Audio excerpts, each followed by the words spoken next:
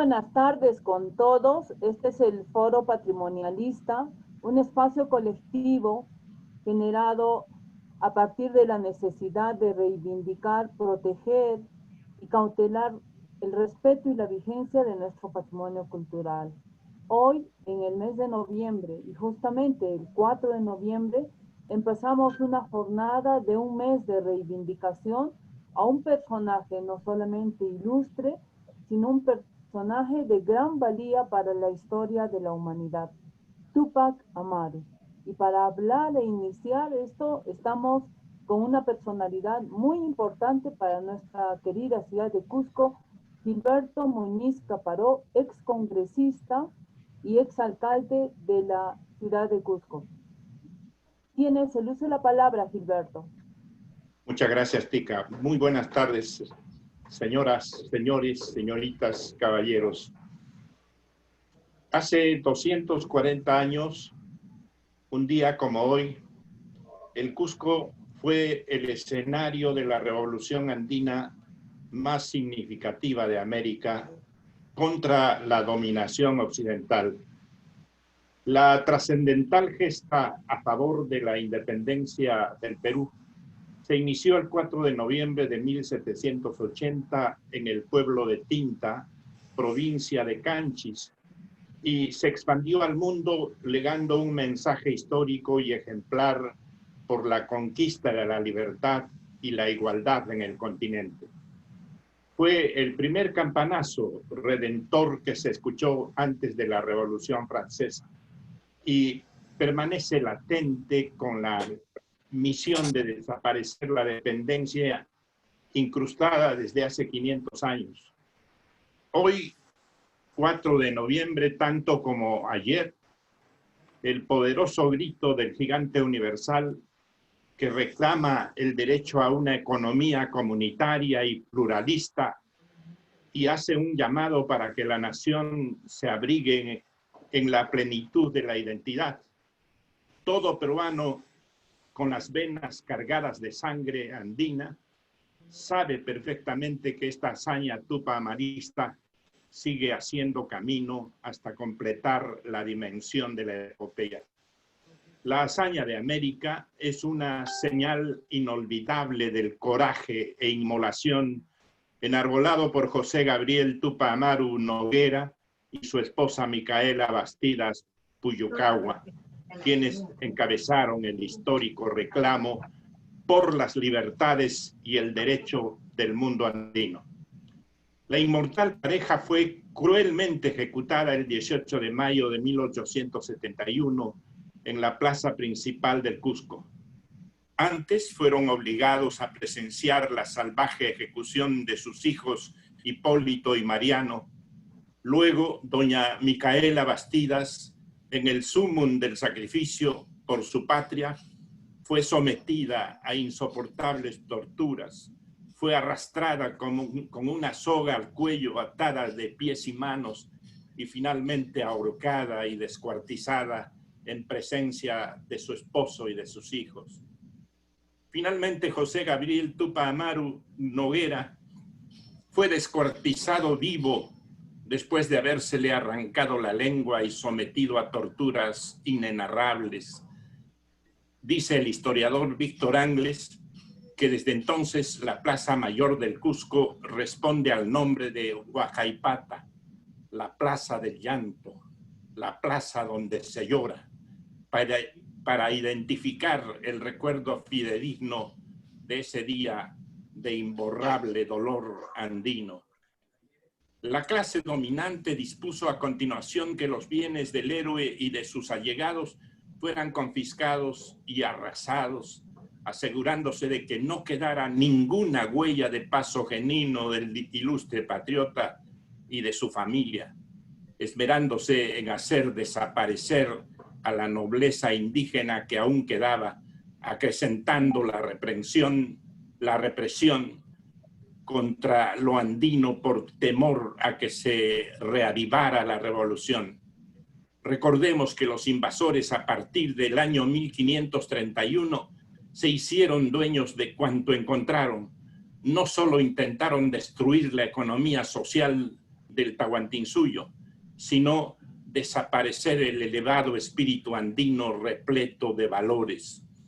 Portadores de un individualismo a ultranza, premunidos de una creciente corrupción política e inmoralidad social, creyéndose dueños de la naturaleza, se declararon poderosos y capaces de dominar la tierra, controlarla, violentarla, dando rienda suelta a sus ilimitadas ambiciones.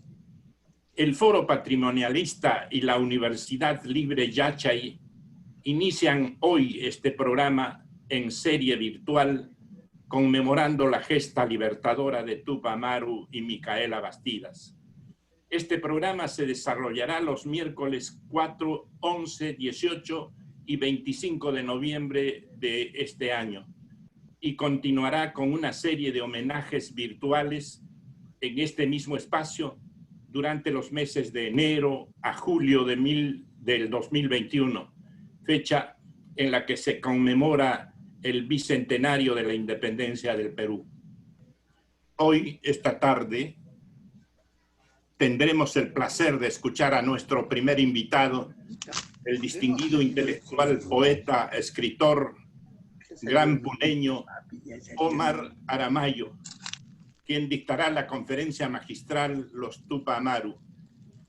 Para dar curso a esta singular participación inaugural, dejo con ustedes al notable investigador cusqueño, maestro ingeniero Julio Gutiérrez Samanés, rector de la Universidad Libre Yachay y conspicuo miembro del Foro Patrimonialista, organizador de este evento. Adelante, maestro. Muchísimas gracias a don Gilberto Paró. Agradezco que me invite para empezar y dar siguiente. Para presentar a Aramayo hay que brindar la divina amnistía. Pues es un acto del Olimpo andino contemporáneo, inspirado bardo, iluminados versos, que en su libro glosa la gloria de los Tupac Amaru en prosa poética e insuperable. Y con un Quichucamayo, interpretando los nudos de la historia, descifra paso a paso, triunfo a triunfo, batalla por batalla, muerto por muerto, el heroico sacrificio de José García.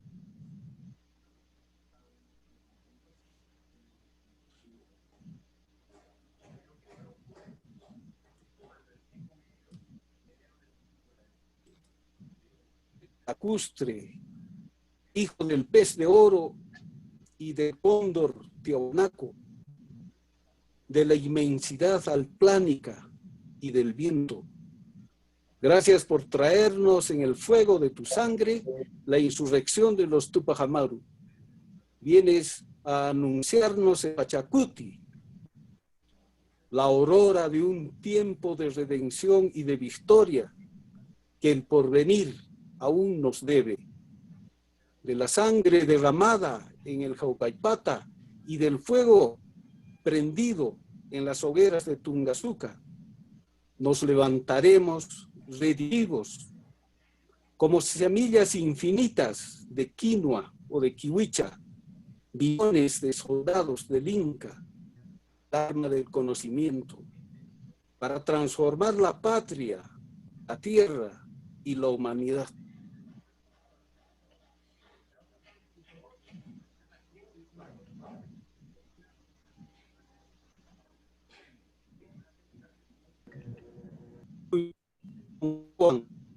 Canta Napaycuyquicu.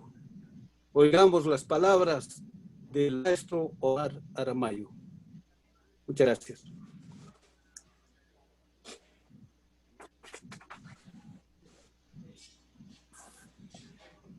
Para quienes nos están escuchando, de verdad es un inmenso placer para los miembros de la Universidad Yachay y del Foro Patrimonialista, para todas las instituciones que están empujando estas conversaciones, tener entre nosotros al señor Omar Aramayo.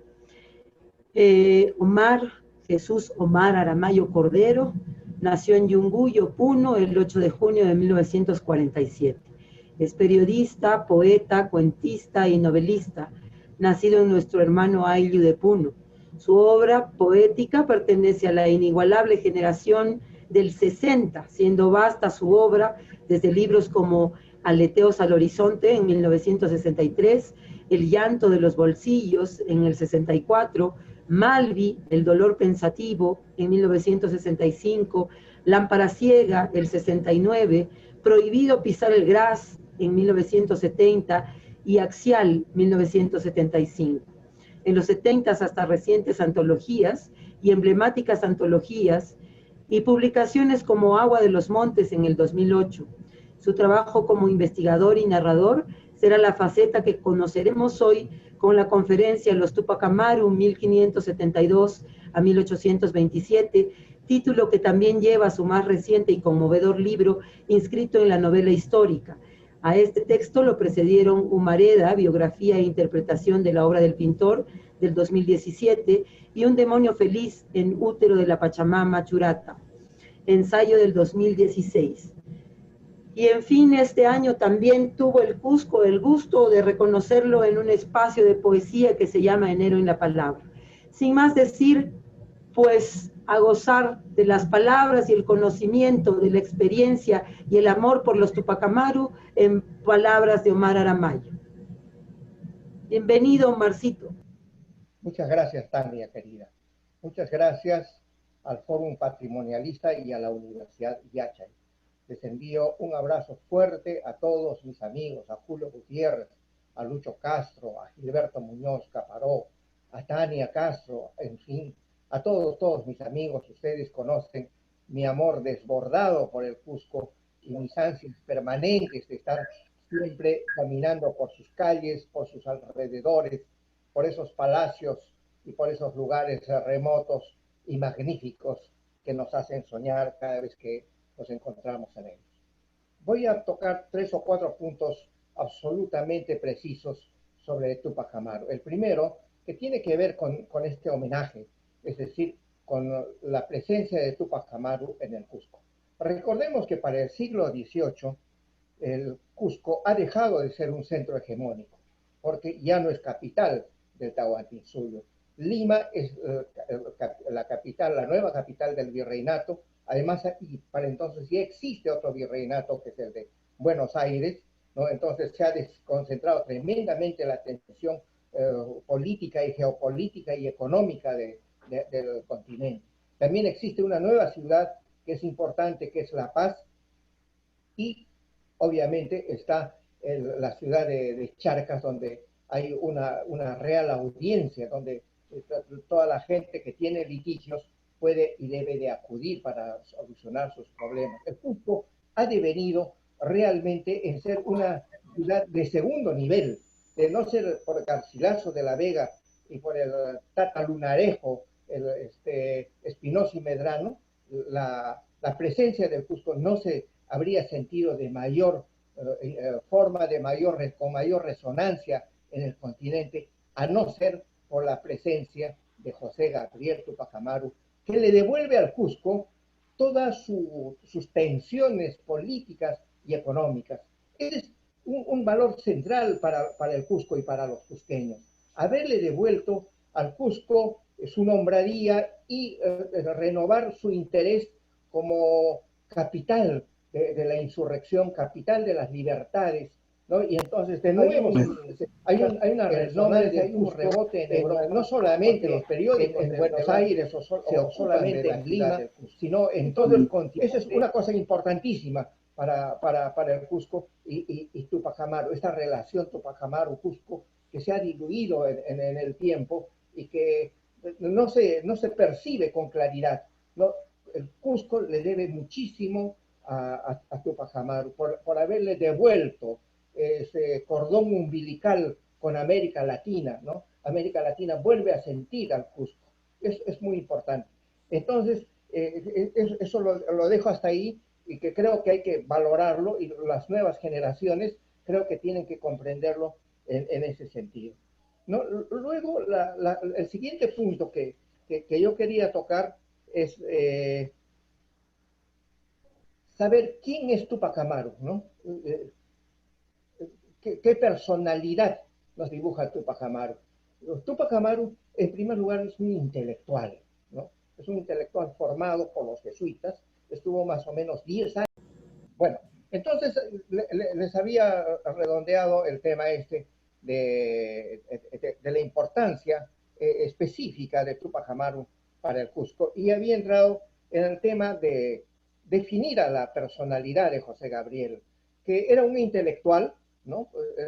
Era un intelectual formidablemente formado, estupendamente formado por los jesuitas, estuvo como 10 años bajo la formación de ellos, ¿no? Y en 1776, que viene aquí a la ciudad del Cusco, de Lima, por el litigio de 3 asuntos específicos, ¿no? Entra en contacto debido a un paisano de Quispicanchis, Miguel Montiel, ingresa a una logia masónica, ¿no? Entonces, Miguel Montiel tiene un objetivo sumamente muy claro, que es hablarle acerca de la libertad en el mundo, porque había recorrido las 13 colonias, conocía los papers de Virginia, ¿no? Donde se estrena la idea de libertad. Entonces, José Gabriel captura la idea plena de libertad, ¿no? Que ese es el aporte de esta gran rebelión al mundo, ¿no? La libertad de pensar, la libertad de propiedad,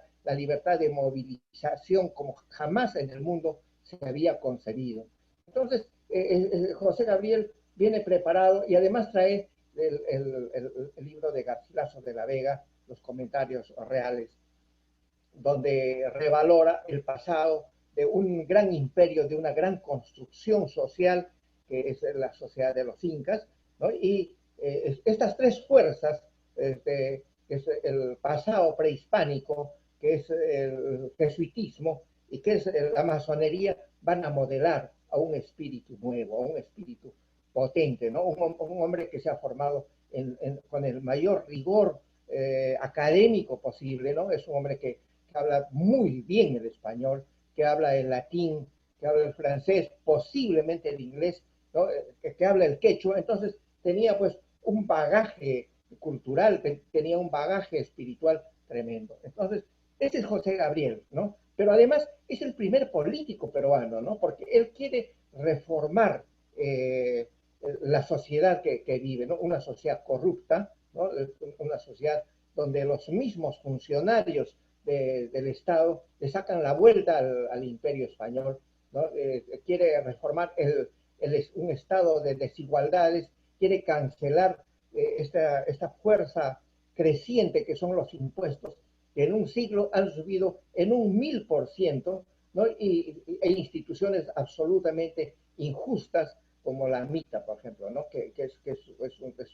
Esa es una de las fuerzas más importantes de José Gabriel. Entonces, eso lo convierte en un político peruano. Muchos dirán que antes, anticipadamente, estaba, por ejemplo, Manco Inca, ¿no?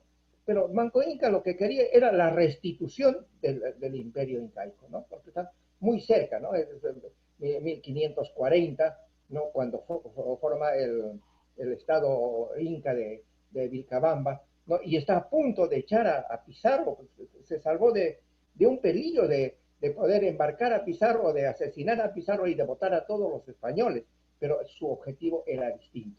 En Tupac Amaru existe la idea de formar un nuevo país, ¿no? Y la recuperación del Tahuantinsuyo para ese momento ya se ha hecho una cosa imposible. Y entonces este nuevo Estado, ¿no? tiene como base ideológica la libertad y la recuperación de las propiedades, de los derechos, y sobre todo la abolición de la MITA. Ese es, en grandes términos, la imagen de Tupac Amaru. Y el hecho de que posteriormente, 40 años más tarde, aparece San Martín, y 44 años más tarde Bolívar está en las pampas, cerca de las pampas de Junín y Ayacucho, ¿no? Tienen una idea también sobre la libertad, pero sin lugar a dudas, la idea de Tupac Amaru es de mayor avanzada, ¿no? Es más esclarecida, ¿no? En el sentido de que ni Bolívar ni San Martín conocían la realidad política y social del país, no tenían la competencia cultural, y ese es un factor decisivo para poder establecer cualquier sistema social y político, dónde y cómo. Eso sabía Tupac Amaru, ¿no? Entonces Tupac Amaru tenía visos de adelanto mayores a los de San Martín y Bolívar. Eso también debe quedar con toda claridad establecido, ¿no? Hay otro punto que es concomitante a que es cómo era José Gabriel Tupac Amaru, ¿no?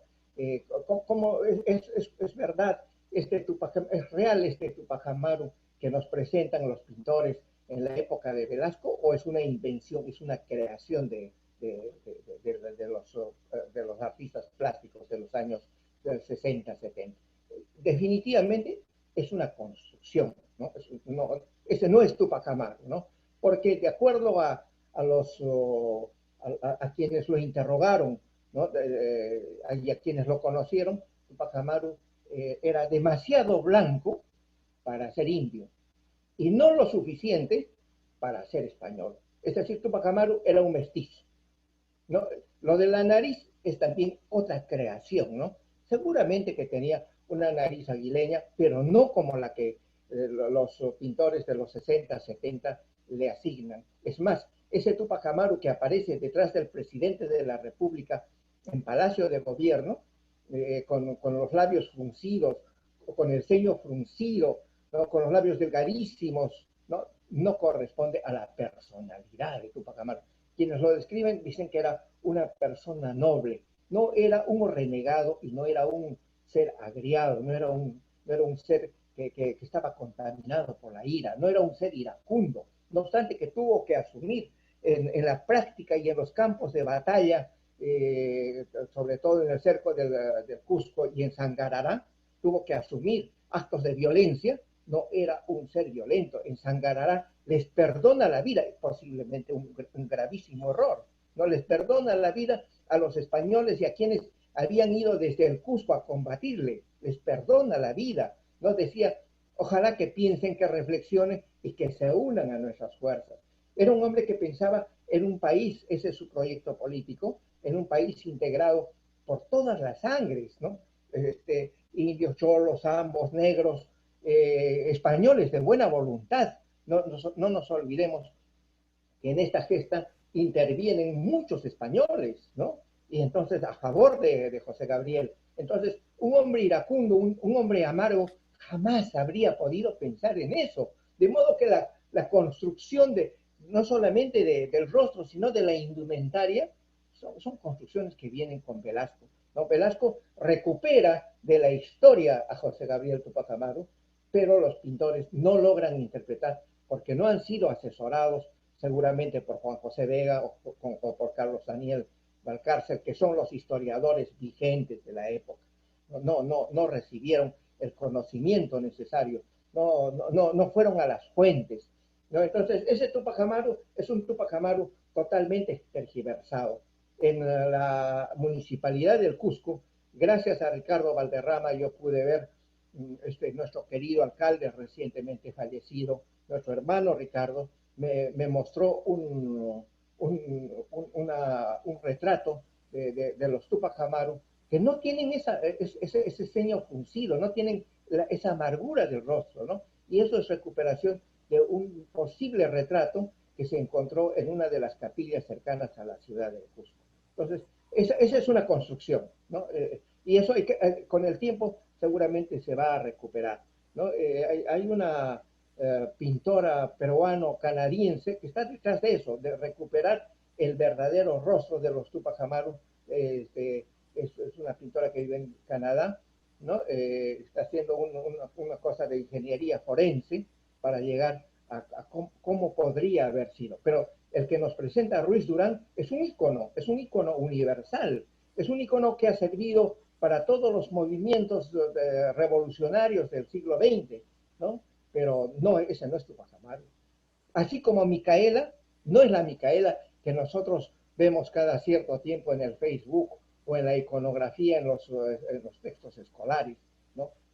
Micaela era samba, ¿no? Era una mujer autoritaria, una mujer bien formada, y es de construcción de nuestro hermano Fico García, ¿no? Federico García Hurtado, que también acaba de fallecer, gran cineasta, que encarnó en Zulia Azurín, en la preciosa Bella Azurín, una mestiza banquina, ¿no? El rostro de Micaela. Micaela era una mujer muy empoderada, pero era samba, ¿no? Cuando tienen preso al visitador Areche en una de las casas de José Gabriel en Tinta, ¿no? Micaela, que tienen preso a Bernardo Lamadrid, ¿no? Que es el dueño de los obrajes de Quispicanchis, lo saca de la cárcel para que la lleve del brazo y le sostenga la sombrilla y la lleve del brazo a la iglesia, ¿no? O sea, veamos la fuerza, el poder que tenía Micaela, ¿no?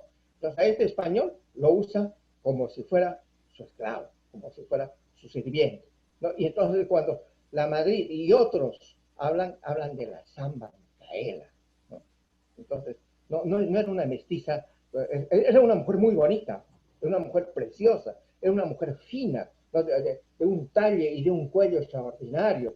El visitador Areche, que trajo al Cusco el torno para ajustarle el cuello a la gente que iba a ahorcar, que fue la tecnología que llevó Areche, para la tecnología de tortura que llevó Areche, no la pudo ajustar, no pudo, esas correas eran demasiado anchas para su cuerpo. Es decir, era una mujer que tenía el cuello alto, el cuello largo, y que fue asesinada de la manera más misericordia.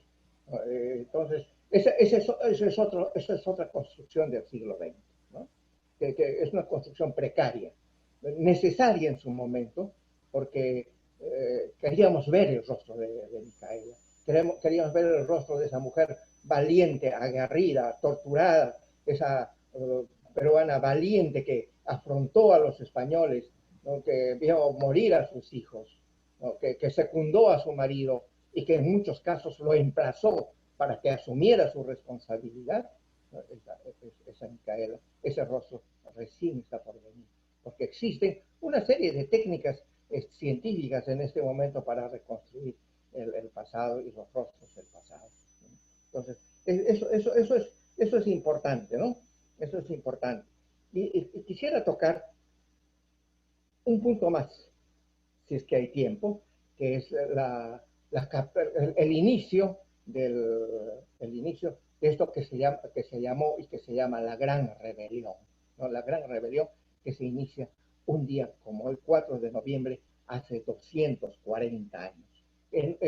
Eso se suscita a través de un almuerzo que ocurre en la casa del sacerdote Carlos Rodríguez, ¿no? Pero antes hay que hacer un pequeño preámbulo aquí, porque todo este siglo, y desde el siglo XVI, viene rodando por la historia el nombre de Carlos, ¿no? El nombre de San Carlos Borromeo, que fue sobrino del Papa Pío IV, ¿no? Este arzobispo, ¿no? Italiano de Milán, ¿no? Es un arzobispo que luchó contra las pandemias de su época, no se entregó a las pandemias de la época, y también es un arzobispo reformista, ¿no? En homenaje a él, los reyes de España se llaman Carlos I, II, III, Carlos IV, hasta Carlos IV, ¿no?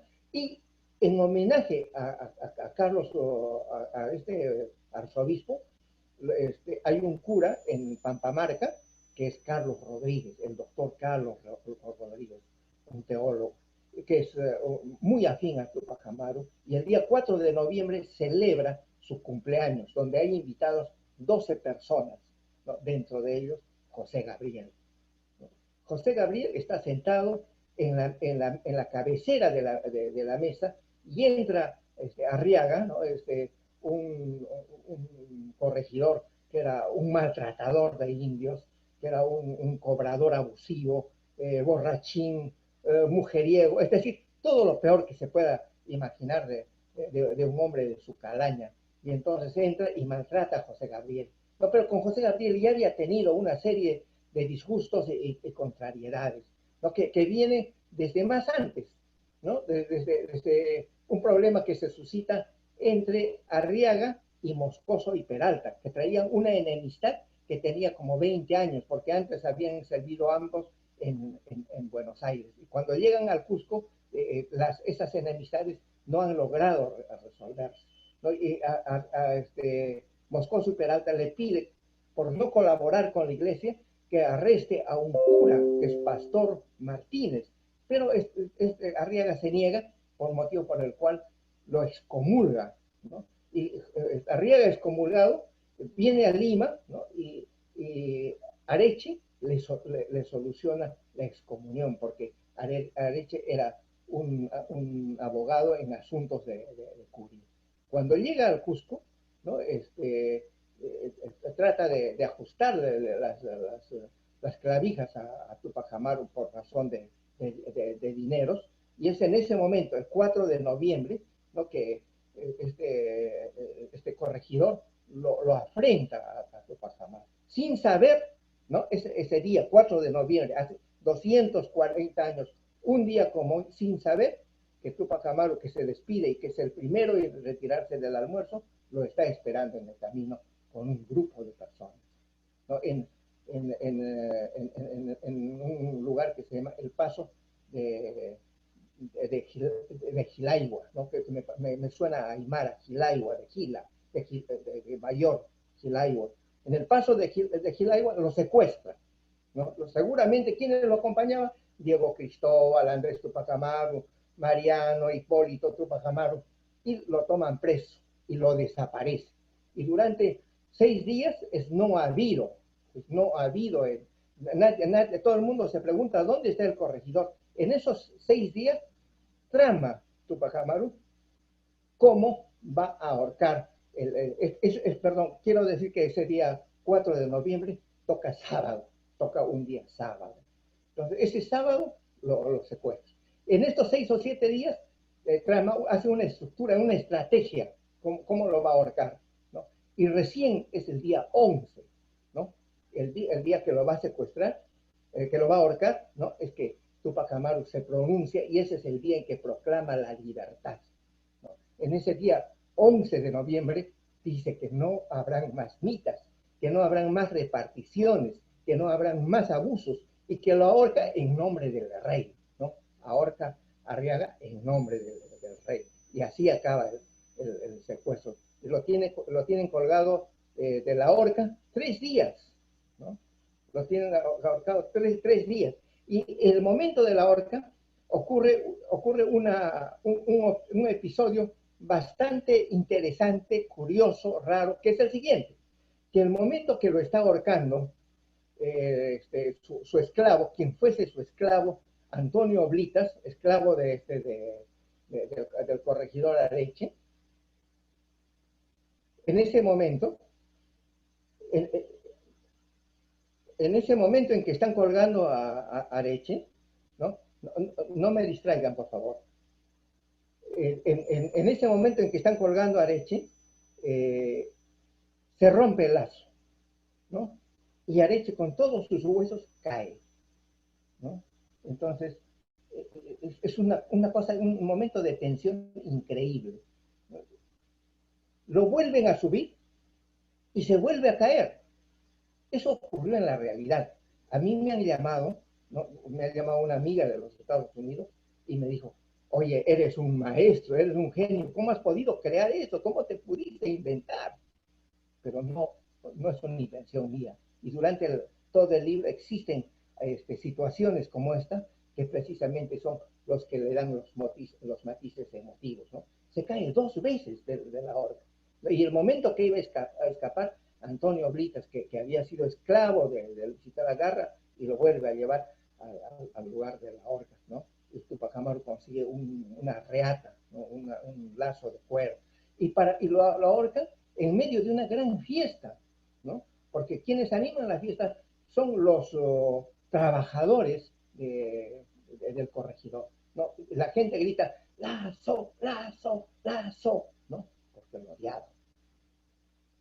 Esa es la manera como, eso es lo que ocurre durante estos 7 días, ¿no? El momento que lo capturan y que lo secuestran, ¿no? Hasta el día 11 en que lo ahorcan. El día que lo ahorcan, ese es el día de la proclama de las libertades, no es el día. Pero claro, hoy día dan un paso que ya no podía, del cual ya no podían retroceder. Ya era ineluctable y era ineludible. En ese momento ya no se podía decir lo que dicen algunos de manera tan irresponsable, que Túpac Amaru era un reformista. Un reformista no hace eso, por favor. Un reformista no ahorca a un funcionario del rey. Porque ¿quién era un corregidor? Un corregidor era una especie de juez, ¿no? Era una especie de juez. Era al mismo tiempo una persona que vendía para el rey, era un mercader del rey, ¿no? Este mercader del rey va distribuyendo todo lo que se produce en las Filipinas y en otros lugares, y ese dinero va a las arcas del rey, ¿no? Un corregidor al mismo tiempo es el que presta la seguridad ciudadana, ¿no? Es un cóctel terrible, es un cóctel horroroso, porque es comerciante, porque es juez, porque es policía, ¿no? Entonces, este cóctel perverso, ¿no? Los empodera de una manera increíble. Y además, leva a la gente, ¿no? Leva a la gente para mandarlos a las mitas de Potosí. Entonces, este Arriaga era uno de los más perversos, aunque no el único, ¿no? Los corregidores que fueron capturados y ahorcados en el Alto de la Paz por los hermanos Catari, por Tomás Catari, ¿no? También eran unos perversos tremendos, y es por eso que se suscita ese gran levantamiento que luego va a dar lugar el proceso del Alto Perú, ¿no? Y para terminar, espero que tengan las preguntas del caso, ¿no? Quiero hablar sobre un hecho verdaderamente difícil, que es la sentencia de Areche, ¿no? que se da a conocer el día 18 de mayo. La sentencia de Areche es tan lesiva a la cultura peruana, a la historia del Perú, a la historia de América Latina y a la historia de la humanidad, ¿no? como fueron lesivas, por ejemplo, el contrato Dreyfus, ¿no? en el siglo XIX, o el contrato de la Brea y Pariñas en los años 60, ¿no? O el acta de Ancón en la guerra con Chile, ¿no? O el acta de sumisión que se dio en la época de Fujimori, ¿no? La sentencia de Areche, ¿no? Prohíbe, ¿no? El lenguaje, las vestimentas, los ritos, las fiestas, toda manifestación cultural. Entonces, se consuma de esa manera el dominio de España, y se establece la colonia más radical, ¿no? Lo que no se había hecho durante 2 o 3 siglos viene con Areche, ¿no? Y entonces, a partir de ese instante, la cultura peruana entra en un receso terrible. Eso es una cosa que hay que tener en cuenta, ¿no? Hasta ahí es la gran rebelión de José Gabriel Túpac Amaru, que es tomado preso el día 5 de abril, ejecutado el 18 de abril con sus familiares, con los españoles que le acompañan, ¿no? Algunos de los cuales guerreros y personalidades brillantes identificadas con su pensamiento, ¿no? Y en ese momento ya se ha trasladado ese gran movimiento hacia la ciudad de Azángaro, donde se forma, donde se gesta el Estado neo-inca, desde el cual se controla el gran levantamiento, es decir, las ocurrencias de la toma de Puno, la toma de Sorata, la toma de La Paz, que no llegó a consumarse, pero estuvo a punto, ¿no? Y donde hay la movilización de grandes fuerzas. Muchos quieren equiparar a Julián Túpac Katari con Túpac Amaru de una manera no cierta, de una manera no real, ¿no? El Julián Túpac Amaru combatió directamente bajo las órdenes de Diego Cristóbal Túpac Amaru y fue sujeto a las órdenes de Andrés Túpac Amaru, que es el guerrero, el personaje bélico más importante de toda la rebelión, ¿no? Entonces, todas estas cosas no están dilucidadas, no podrían estar dilucidadas en una sociedad feudal y colonial como la que todavía tenemos. No están dilucidadas en una sociedad centralista, racista como la que tenemos, ¿no? Sin embargo, es necesario recuperar todo lo actuado por Túpac Amaru y la Anata Túpac Amaru, sin la cual habría sido imposible la gran rebelión, ¿no? La Anata Túpac Amaru, la participación de mujeres y de niños hace factible este movimiento libertario, ¿no? Entonces, todo esto va a configurar el movimiento que se realiza en 5 continentes y que implica un espacio mucho mayor al que tuvo como espacio de desarrollo Napoleón, por ejemplo, ¿no? Es mucho más, más expansivo, ¿no? Eso es. Yo quisiera saber si estoy en el tiempo o si quieren hacer algunas preguntas donde podemos desarrollar algunos temas que a ustedes les interesan.